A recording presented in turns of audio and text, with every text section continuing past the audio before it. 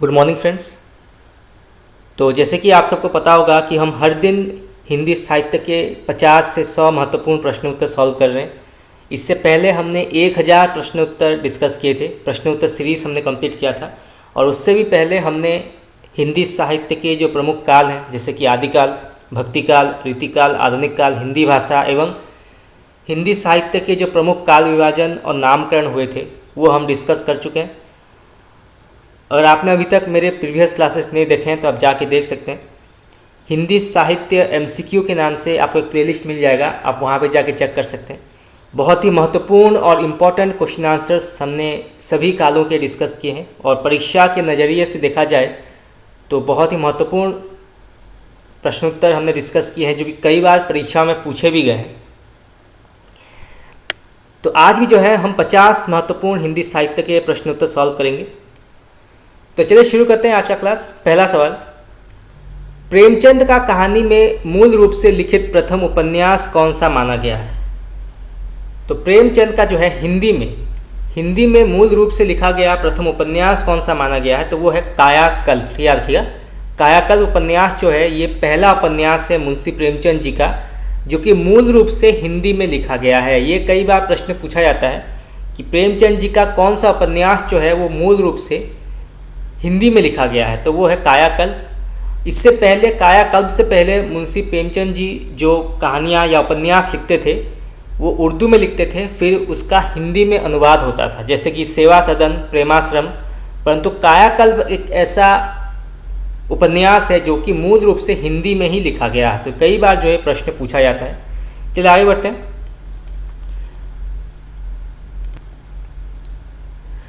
प्रेमचंद के कर्मभूमि उपन्यास में किनकी समस्याओं का चित्रण है? तो प्रेमचंद के कर्मभूमि उपन्यास में जो है किनकी समस्याओं का चित्रण है? तो इसमें जो है हरिजन समस्याओं का चित्रण दिखाया गया है। याद रखिएगा, हरिजन समस्याओं का चित्रण जो है कर्मभूमि में दिखाया गया है। कई बार ये प्रश्न जो है पूछा जाता है क्योंकि मुंशी प्रेमचंद जी के उपन्यास और कहानियों में जो है उनके पात्र और देश काल और वातावरण जो है कई बार इससे जुड़े प्रश्न पूछे जाते हैं और विषय भी पूछा जाता है। तो हरिजन समस्या जो है वो प्रेमचंद के कर्मभूमि उपन्यास का मुख्य विषय रहा है। नेक्स्ट क्वेश्चन, तत्कालीन समाज के वर्जित विषयों पर उपन्यास किसने लिखा है? तो तत्कालीन समाज के वर्जित विषयों पर उपन्यास किसने लिखा है? तो वो है पांड्य बेचन शर्मा उग्र। याद रखिएगा, पांड्य बेचन शर्मा उग्र और ऋषभ चरण जैन। याद रखिएगा, ऋषभ चरण जैन और पांड्य बेचन शर्मा उग्र ने तत्कालीन समाज के वर्जित विषयों पर उपन्यास लिखे हैं। तो ये भी बहुत ही महत्वपूर्ण प्रश्न है, परीक्षा में पूछे जा सकते हैं। चलिए आगे बढ़ते हैं। सिया राम शरण गुप्त ने किस उपन्यास लिखे हैं? तो सिया राम शरण गुप्त ने कैसे उपन्यास लिखे हैं? तो उन्होंने जो है गांधी दर्शन पर आधारित मनोवैज्ञानिक सामाजिक उपन्यास लिखे हैं। याद रखिएगा, गांधी दर्शन पर आधारित मनोवैज्ञानिक सामाजिक उपन्यास जो है सिया राम शरण गुप्त ने लिखे हैं। तो ये भी जो है प्रश्न पूछा जा सकता है परीक्षा में। नेक्स्ट क्वेश्चन, यशपाल का दादा कामरेड उपन्यास कैसा है? तो यशपाल द्वारा रचित दादा कामरेड उपन्यास कैसा है? तो ये जो है पूंजीवाद, गांधीवाद का विरोध करने वाले उपन्यास मानी गई है। याद रखिएगा, पूंजीवाद, गांधीवाद का विरोध करने वाला उपन्यास माना गया है दादा comrade. Next question, Dwivedi ji ने मध्यकालीन समाज की जड़ता पर प्रहार किस उपन्यास में किया है? तो हजारी प्रसाद द्विवेदी ने मध्यकालीन समाज की जड़ता पर प्रहार किस उपन्यास से किया है?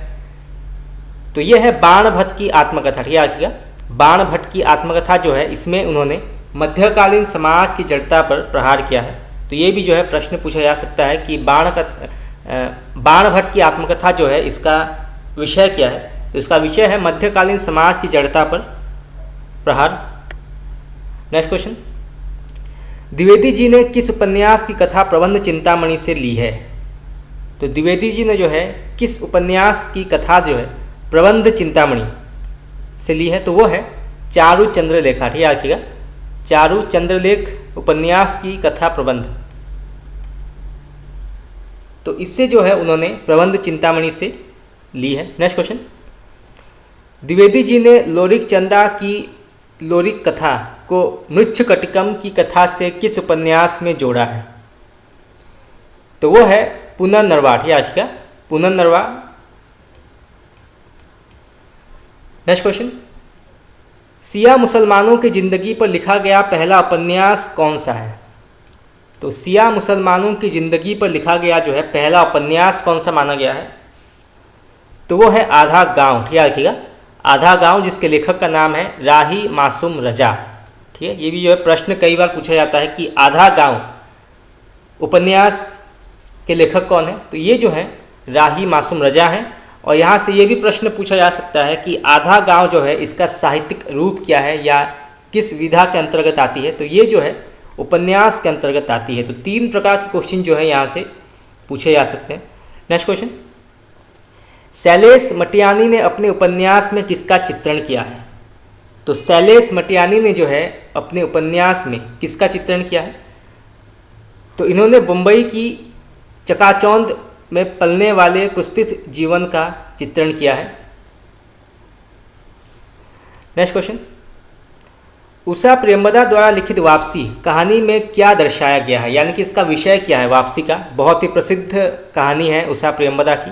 यहाँ से ये भी प्रश्न पूछा जा सकता है कि वापसी कहानी जो है इसका साहित्यिक रूप क्या है या किस विधा के अंतर्गत आती है? तो ये जो है कहानी के अंतर्गत आती है। और इसका विषय क्या है? तो इसमें जो है वापसी कहानी में ये दर्शाया गया है कि सेवानिवृत्ति होकर व्यक्ति किस तरह अपने परिवार में ही फालतू हो जाता है। तो इसका विषय ये है कि जब एक व्यक्ति रिटायर होकर अपने घर में आता है अपने परिवार के साथ समय बिताने के लिए, परंतु उसके परिवार अब उसके साथ जुड़े हुए नहीं हैं और उसे फालतू समझते हैं, यानी कि अब उस व्यक्ति के साथ समय बिताना उनको पसंद नहीं है और उनको इतना महत्व नहीं देते हैं घर में। तो ये जो है इस कहानी का विषय माना गया है। नेक्स्ट क्वेश्चन, राजनीतिक सांस्कृतिक पृष्ठभूमि पर किस उपन्यास की रचना हुई है? तो राजनीतिक सांस्कृतिक पृष्ठभूमि पर जो है किस उपन्यास की रचना हुई है, ये भी कई बार प्रश्न पूछा जाता है परीक्षाओं में। तो वो है यशपाल द्वारा रचित झूठा सच। ठीक है, झूठा सच जो है ये राजनीतिक सांस्कृतिक पृष्ठभूमि पर लिखा गया उपन्यास है। यहाँ से ये भी प्रश्न पूछा जा सकता है कि झूठा सच जो है ये किस साहित्यिक विधा के अंतर्गत आती है? तो ये जो है उपन्यास के अंतर्गत आती है। नेक्स्ट क्वेश्चन, बदलते हुए पारिवारिक वातावरण के संदर्भ में बुजुर्गों की स्थिति का चित्रण करने वाली कहानी कौन सी है? बहुत ही महत्वपूर्ण प्रश्न है, ये आपके सिलेबस में भी होगा कि बदलते हुए पारिवारिक वातावरण के संदर्भ में बुजुर्गों की स्थिति का चित्रण करने वाली कहानी कौन सी है? तो वो है भीष्म साहनी द्वारा रचित चीफ की दावत। ख्याल रखिएगा, इसमें जो है किस प्रकार से एक बेटा नौकरी में तरक्की पाने के लिए कैसे जो है अपने माँ को अपमानित करता है, किस प्रकार से उनके साथ दुर्व्यवहार करता है, उनको इतना जरूरी नहीं समझता है। इस कहानी में ऐसा दिखाया गया है, परंतु अंत में माँ ही जो है वो अपने बेटे का साथ देती है और उसकी तरक्की हो जाए ये सोचकर जो है उसके सारे बातों को वो मानती है, स्वीकार करती है। और बेटा जो है वो पूरे कहानी में किस प्रकार से अपने माताजी को जो है अपने बॉस जो अमेरिका से आया था उससे मिलाना भी उसको ज़रूरी नहीं समझता। तो किस प्रकार से जो है इस कहानी में, ये बहुत ही प्रसिद्ध कहानी थी भीष्म साहनी की। अगर आप लोग चाहते हैं कि मैं आपको पूरा कहानी पढ़ाऊँ तो आप मुझे कमेंट करके बता सकते हैं। बहुत ही प्रसिद्ध कहानी है। चलिए आगे बढ़ते हैं। भारत विभाजन की पृष्ठभूमि में शरणार्थी समस्या से संबंधित कौन सी कहानी? तो भारत विभाजन की पृष्ठभूमि में शरणार्थी समस्या से संबंधित कहानी कौन सी मानी गई है? तो ये है कमलेश्वर द्वारा रचित भटके हुए लोग। ठीक है, रखिएगा, कमलेश्वर द्वारा रचित भटके हुए लोग। इसमें भारत विभाजन की पृष्ठभूमि में शरणार्थी समस्या से संबंधित कहानी है। तो यहाँ से जो है प्रश्न पूछा जा सकता है कि भटके हुए लोग किस प्रकार के साहित्यिक रूप के अंतर्गत आता है? तो ये जो है कहानी के अंतर्गत आता है। नेक्स्ट क्वेश्चन, जैनेन्द्र को मानव जीवन दर्शन का सबसे बड़ा कहानीकार किसने कहा है? तो जैनेन्द्र को जो है मानव जीवन दर्शन का सबसे बड़ा कहानीकार किसने माना है? तो ये है लक्ष्मी नारायण लाल। ठीक है, रखिएगा, डॉक्टर लक्ष्मी नारायण लाल ने जैनेन्द्र को मानव जीवन दर्शन का सबसे बड़ा कहानीकार माना है। नेक्स्ट क्वेश्चन, नई कहानी की विशेष उपलब्धि किसमें रही है? तो नई कहानी की विशेष उपलब्धि जो है वो किसमें रही है? तो ये जो है बदलते सामाजिक पारिवारिक रिश्तों के चित्रण में, ठीक है, बदलते सामाजिक पारिवारिक रिश्तों के चित्रण में जो है नई कहानी की विशेष उपलब्धि रही है। नेक्स्ट क्वेश्चन,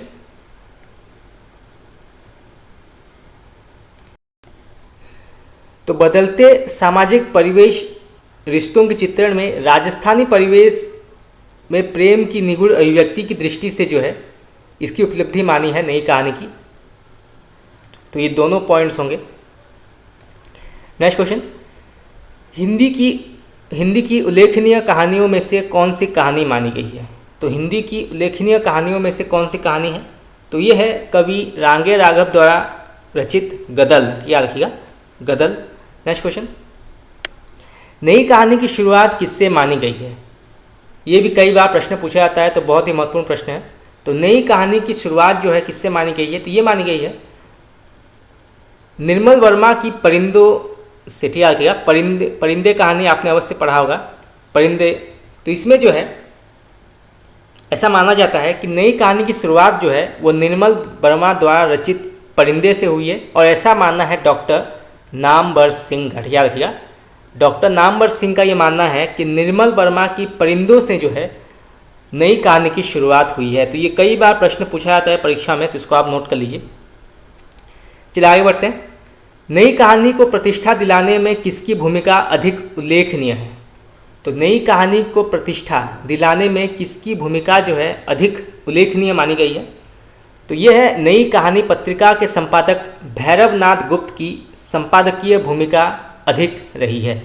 तो नई कहानी पत्रिका के संपादक जो थे भैरवनाथ गुप्त की संपादकीय भूमिका जो है अधिक रही है नई कहानी को प्रतिष्ठा दिलाने में हिंदी साहित्य में। तो ये भी जो है प्रश्न पूछा जा सकता है परीक्षा में।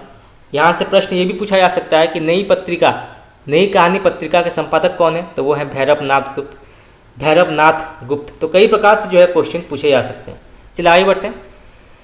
हिंदी का सर्वप्रथम जीवन चरितात्मक उपन्यास कौन सा है? तो हिंदी का सर्वप्रथम जीवन चरितात्मक उपन्यास कौन सा माना गया है? तो ये है झांसी की रानी उपन्यास। ठीक है, झांसी की रानी उपन्यास जो है ये हिंदी का सर्वप्रथम जीवन चरितात्मक उपन्यास माना गया है। तो कई प्रकार के क्वेश्चन जो है यहाँ से भी पूछे जा सकते हैं। नेक्स्ट क्वेश्चन, अमृतलाल नागर के उपन्यास बूंद और समुद्र में किस व्यवस्था का चित्रण है? ये भी कई बार प्रश्न पूछा गया है परीक्षा में। तो बूंद और समुद्र जो लिखा गया था अमृतलाल नागर के द्वारा, इसमें किस व्यवस्था का चित्र है? तो इसमें जो है लखनऊ के चौक के रूप में भारतीय समाज के विभिन्न रूपों जैसे रीति नीति, आचार विचार, जीवन दृष्टियों, मर्यादाओं, टूटती और निर्मित होती हुई व्यवस्थाओं के अगिनत चित्र यहाँ पे प्रस्तुत किए गए हैं। तो पूरा विषय यहाँ पे बता दिया गया है कि बूंद और समुद्र में लखनऊ के चौक के रूप में भारतीय समाज के विभिन्न रूपों जैसे रीति नीति, आचार विचार, जीवन दृष्टियों, मर्यादाओं, टूटती और निर्मित होती हुई व्यवस्थाओं के अगिनत चित्रण जो है प्रस्तुत किए गए हैं बूंद और समुद्र में। तो यहाँ से ये भी प्रश्न पूछा जा सकता है कि बूंद और समुद्र जो है ये किस साहित्यिक रूप के अंतर्गत आती है? तो ये जो है उपन्यास के अंतर्गत आती है और उसके लेखक का नाम क्या है? तो यह है अमृतलाल नागर। तो 3 प्रकार के क्वेश्चन जो है इस संदर्भ में पूछे जा सकते हैं। चलिए आगे बढ़ते हैं। सामाजिक कुरीतियों का शिकार बनी नारी की दयनीय स्थिति का चित्रण किस उपन्यास में किया गया है? तो सामाजिक कुरीतियों का शिकार बनी नारी की दयनीय स्थिति का चित्रण किस उपन्यास में किया गया है? तो ये किया गया है कौशिक जी के भिखारिणी उपन्यास में। ठीक है, रखिएगा, भिखारिणी उपन्यास में जो है सामाजिक कुरीतियों का शिकार बनी नारी की दयनीय स्थिति का चित्रण किया गया है। यहाँ से प्रश्न ये भी पूछा जा सकता है कि भिखारिणी जो है ये किस साहित्यिक रूप के अंतर्गत आती है? तो ये आती है उपन्यास के अंतर्गत। नेक्स्ट क्वेश्चन, हिंदी में आलोचना का जनक किसे माना जाता है? बहुत ही महत्वपूर्ण प्रश्न है, कई बार परीक्षा में पूछा गया है। तो हिंदी में आलोचना का जनक किसे माना गया है? तो ये माना गया है भारतेंदु हरिश्चंद्र को। ठीक है, रखिएगा, भारतेंदु हरिश्चंद्र। नेक्स्ट क्वेश्चन, आधुनिक हिंदी साहित्य में सबसे पहले आत्मकथा किसने लिखी थी? तो आधुनिक हिंदी साहित्य में जो है सबसे पहले आत्मकथा किसने लिखी थी, ये भी कई बार प्रश्न में पूछा जाता है।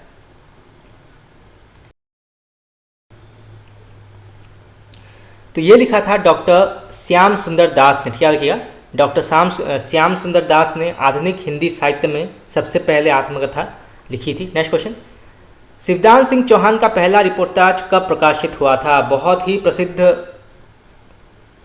प्रश्न है, कई बार परीक्षा में पूछा गया है। तो डॉक्टर शिवदान सिंह चौहान द्वारा लिखा पहला रिपोर्टाज कब प्रकाशित हुआ था? तो ये हुआ था लक्ष्मीपुरा नाम से। ठीक है, लिखिएगा, लक्ष्मीपुरा नाम से रूपाब पत्रिका में 1938 में ये प्रकाशित हुआ था। ठीक है, लिखिएगा, लक्ष्मीपुरा पहला रिपोर्टाज का नाम है जो 1938 में प्रकाशित हुआ था, और ये जो है शिवदान सिंह चौहान का पहला उपन्यास या पहला रिपोर्टाज माना गया है। नेक्स्ट क्वेश्चन, मुंशी प्रेमचंद को कबीर के बाद हिंदी का सबसे बड़ा व्यंग्यकार किसने कहा है? ये भी बहुत ही महत्वपूर्ण प्रश्न है, कई बार परीक्षा में पूछा गया है। तो मुंशी प्रेमचंद को कबीर के बाद हिंदी का सबसे बड़ा व्यंग्यकार किसने माना है? तो ये है डॉक्टर रामविलास शर्मा। याद रखिएगा, doctor Ramvilas Sharma. Next question, flashback की शैली सबसे पहले किस कहानी में प्रयोग हुई थी? ये भी बहुत ही प्रसिद्ध प्रश्न है। तो फ्लैशबैक की शैली सबसे पहले किस उपन्यास में प्रयोग हुई थी? तो ये हुई थी उसने कहा था में। क्या रखिएगा, उसने कहा था कहानी में, और इसके लेखक हैं चंद्रधर शर्मा गुलेरी। क्या रखिएगा, चंद्रधर शर्मा गुलेरी, गुलेरी इनका उपनाम है। तो उसने कहा था कहानी में जो है फ्लैशबैक की शैली प्रथम बार प्रयोग की गई थी। नेक्स्ट क्वेश्चन, हिंदी में प्रेमचंद की पहली कहानी कौन सी मानी गई है? ये भी बहुत ही प्रसिद्ध प्रश्न है, कई बार परीक्षा में पूछा गया है।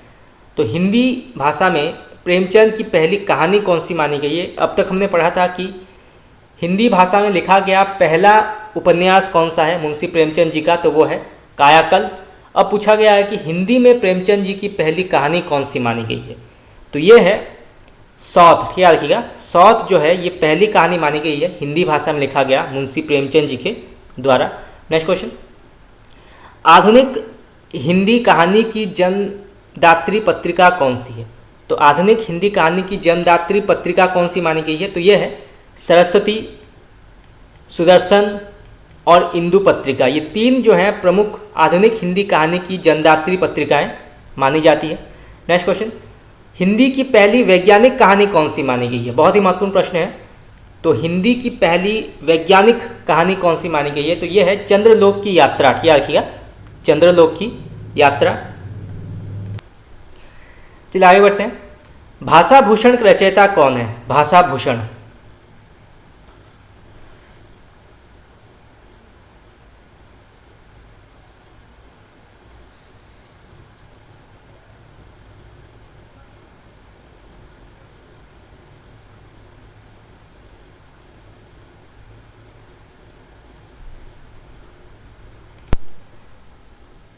तो भाषा भूषण के रचयिता हैं जसवंत। याद रखिएगा, जसवंत। नेक्स्ट क्वेश्चन, अमेय हलाहल रस भरे स्वाम श्वेत रत्नार। ये बहुत ही प्रसिद्ध पंक्ति है, कई बार परीक्षा में पूछा गया है। तो इस पंक्ति के कवि कौन है? तो ये लिखा है रसलीन ने। याद रखिएगा, रसलीन। खास करके जो है अमेय हलाहल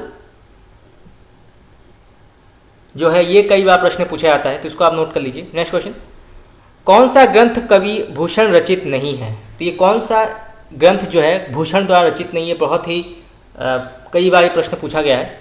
तो इसका सही उत्तर होगा छत्र प्रकाश। याद रखिएगा, छत्र प्रकाश जो है ये भूषण ने नहीं लिखा है, परंतु छत्रसाल शतक, शिवा बाबनी और शिवराज भूषण ये जो है ये भूषण कवि ने लिखा है। और भूषण कवि एक वीर रस के कवि माने जाते थे, और छत्रपति शिवाजी महाराज के जीवन पर उन्होंने कई रचनाएं लिखी हैं। जो छत्रसाल शतक, शिवा बाबनी और शिवराज भूषण यानी छत्रपति शिवाजी महाराज के जीवन पर आधारित उन्होंने कई रचनाएं तो उन्होंने लिखते थे वो। नेक्स्ट क्वेश्चन, छत्र प्रकाश किसकी रचना मानी गई है? तो अब पूछा गया है कि छत्र प्रकाश जो है ये किस की रचना मानी गई है? तो ये मानी गई है लाल कवि की। ठीक है, रखिएगा, लाल कवि।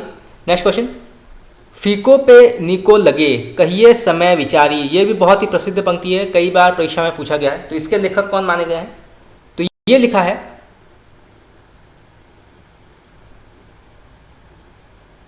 बृंद कवि ने। याद रखिएगा, बृंद कवि। नेक्स्ट क्वेश्चन, जन्म ग्वालियर जानिए मथुरा बसी ससुराल, पंक्ति किस कवि की है? ये भी बहुत ही प्रसिद्ध पंक्ति है। जो वन लाइनर पंक्तियाँ होती हैं ये कई बार परीक्षा में पूछे जाते हैं। तो जन्म ग्वालियर जानिए मथुरा बसी ससुराल, पंक्ति किस कवि की मानी गई है?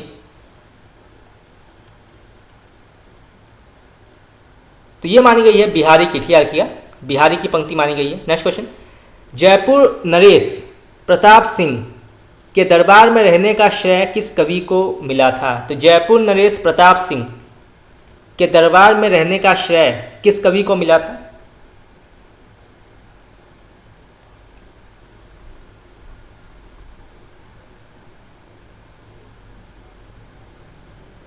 तो ये मिला था पद्माकर को। याद रखिएगा, पद्माकर।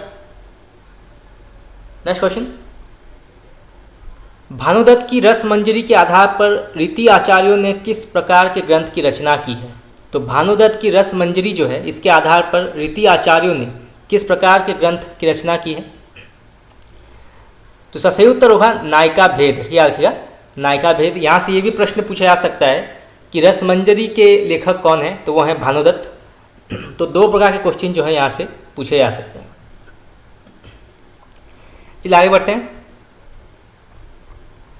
रीतिकाल का कवि इनमें से कौन सा नहीं है? ये भी कई बार प्रश्न पूछा जाता है। तो रीतिकाल कवि जो है इनमें से कौन एक नहीं है? तो रसखान जो है ये रीतिकाल कवि नहीं माने जाते। तो इसको आप नोट कर लीजिए। इत आवती चली जात उत चली छह सातक हाथ, पंक्ति किस कवि की मानी गई है?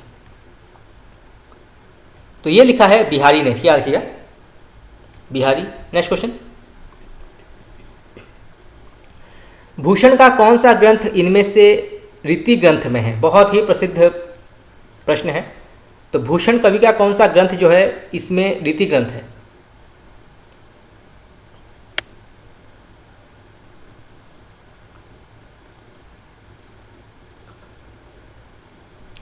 तो सही उत्तर होगा शिवराज भूषण। ठीक है, शिवराज भूषण। नेक्स्ट क्वेश्चन, शिवराज भूषण में अलंकारों की संख्या कितनी है? तो शिवराज भूषण में जो है अलंकारों की संख्या कितनी मानी गई है? तो इसमें जो है टोटल 105। ठीक है, रखिएगा, 105 अलंकारों की संख्या मानी गई है शिवराज भूषण में। नेक्स्ट क्वेश्चन, बिहारी सतसई पर किसका प्रभाव नहीं है?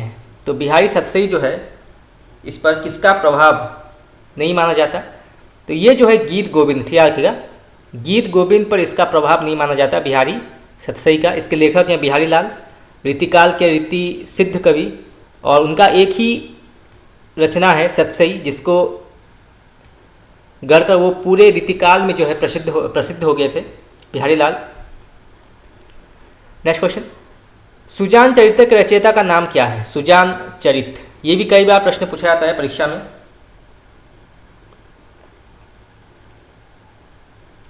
तो सुजान चरित्र के रचयिता हैं सूदन। ठीक याद रखिएगा, सूदन। नेक्स्ट क्वेश्चन, घनानंद को अमर करने वाली रचना कौन सी मानी गई है? तो घनानंद को अमर करने वाली रचना कौन सी है? तो यह है सुजान सागर। याद रखिएगा, सुजान सागर एक ऐसी रचना है जो कि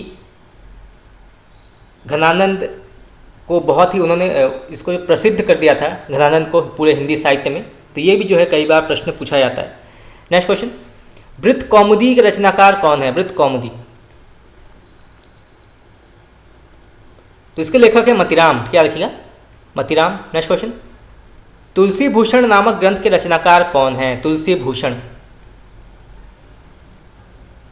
तो इसके लेखक हैं रसरूप। ठीक याद रखिएगा, रसरूप। नेक्स्ट क्वेश्चन, व्यंग्यार्थ कौमुदी किसकी रचना मानी गई है? ये भी कई बार जो है प्रश्न पूछा गया है। व्यंग्यार्थ कौमुदी जो है ये किसकी रचना मानी गई है? तो ये मानी गई है प्रताप की। ठीक याद रखिएगा, प्रताप। नेक्स्ट क्वेश्चन, यमुना लहरी के रचनाकार कौन है? यमुना लहरी, तो इसके लेखक हैं ग्वाल कवि। ठीक क्या रखिएगा, ग्वाल कवि। नेक्स्ट क्वेश्चन, सैयद गुलाम नबी किस कवि का नाम माना गया है? बहुत ही प्रसिद्ध पंक्ति मतलब प्रश्न है। तो यहाँ पे जो है सैयद गुलाम नबी ये वास्तविक नाम है, परंतु साहित्य में उनका नाम क्या था, यहाँ से ये भी प्रश्न पूछा जा सकता है। तो ये जो है रसलीन, ठीक है रखिएगा, रसलीन जो है इनका वास्तविक नाम है सैयद गुलाम नबी। तो यहाँ से जो है प्रश्न ये भी पूछा जा सकता है कि रसलीन का वास्तविक नाम क्या है? तो इनका वास्तविक नाम है सैयद गुलाम नबी। और सैयद गुलाम नबी किस नाम से हिंदी साहित्य में जाने जाते थे? तो ये है रसलीन। तो दो प्रकार से जो है यहाँ से प्रश्न पूछे जा सकते हैं। तो फ्रेंड्स आज के इतना ही। आज हमने कुछ और महत्वपूर्ण हिंदी साहित्य के 50 प्रश्नोत्तर सॉल्व किए। ऐसे 50-100 करके हम संपूर्ण हिंदी साहित्य के जो प्रमुख प्रश्नोत्तर हैं, जो कि कई बार परीक्षा में पूछे गए हैं और बहुत ही महत्वपूर्ण प्रश्न भी हैं, उसको हम डिस्कस करेंगे। हर दिन हम 50 से 100 महत्वपूर्ण हिंदी साहित्य के प्रश्नोत्तर सॉल्व करेंगे। अब तक हमने बहुत सारे प्रश्नोत्तर सॉल्व कर लिए हैं। अगर आपने अभी तक नहीं देखा है तो आप जाके देख सकते हैं प्लेलिस्ट में।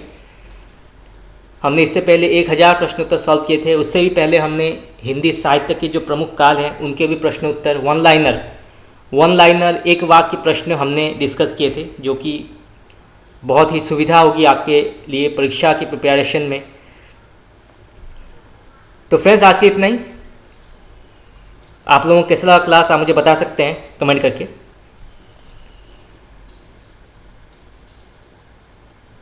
आपका बहुत बहुत धन्यवाद।